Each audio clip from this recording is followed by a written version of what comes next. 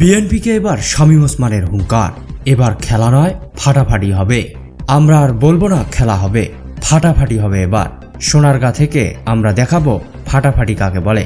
পূজার পরে একটা থাবা দেব নারায়ণগঞ্জ থেকে, এক থাবায় ঢাকা শহর খালি করে দেব বলে মন্তব্য করেছেন নারায়ণগঞ্জ 4 আসনের সংসদ সদস্য AKM শামীম ওসমান।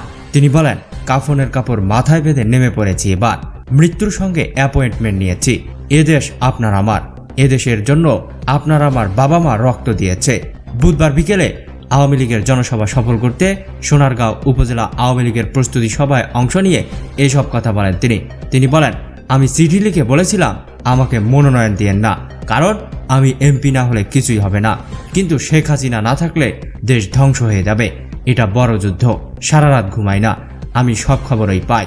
আমি জানি ওরা কোন দিক দিয়ে এগোচ্ছে, আর ওরাও জানে আমি কোন দিক দিয়ে এগোচ্ছি। ঝড়ের সামনে দাঁড়িয়ে আমাদের বলতে হবে যে আমরা তোদের চেয়েও বড় ঝড়। মরণ কামড় আসবে পূজার মধ্যে ও পরে। 10 থেকে 12 দিনে দেশকে এমন জায়গায় নিয়ে যেতে চেষ্টা করবে, ওরা চেষ্টা করবে কিন্তু পারবে না, কারণ শয়তান কখনো মানুষের সঙ্গে পারে না। শামীম ওসমান বলেন, বাংলাদেশের ইতিহাসে এর চেয়ে বড় ষড়যন্ত্র হয়নি, হবেও না। শেখ হাসিনা যে ভাষায় কথা বলছেন সে ভাষায় আর কোনো নেতা কথা বলার সাহস করতে পারছে না। পার্লামেন্টে আপনারা শুনেছেন নেত্রীর কথা, যার বিরুদ্ধে কথা বলেছেন তারা দেশের সবচেয়ে বড় শক্তি। দলের ভেতর মোশতাক আছে, নারায়ণগঞ্জেও আছে। নারায়ণগঞ্জ 3 আসনের সাবেক সংসদ সদস্য ও সোনারগাঁও আওয়ামী লীগের সাধারণ সম্পাদক আব্দুল্লাহ আল কায়সারের সভাপতিত্বে উপস্থিত ছিলেন আরও অনেকে। এ সময় বক্তাদের মুখে একটি কথাই স্পষ্টভাবেই ফুটে ওঠে, আর সেটি হলো পূজার পরেই খেলা হবে। এবার আর কোনো খেলা নয়, এবার ফাটাফাটি হবে বিএনপির সাথে।